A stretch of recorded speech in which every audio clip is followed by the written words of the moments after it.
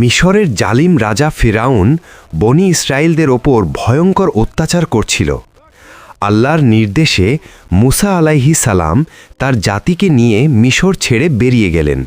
কিন্তু সামনে বিশাল লাল সাগর, পেছনে ফিরাউনের বিশাল সেনাবাহিনী। লোকেরা ভয়ে বলল, হে মুসা, আমরা তো ধরা পড়ে যাব।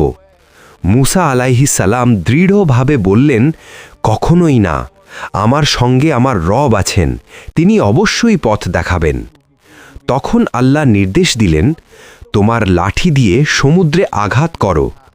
মুসা আলাইহিস সালাম লাঠি মারতেই সমুদ্র 12টি রাস্তা হয়ে দুই পাশে পাহাড়ের মতো দাঁড়িয়ে গেল।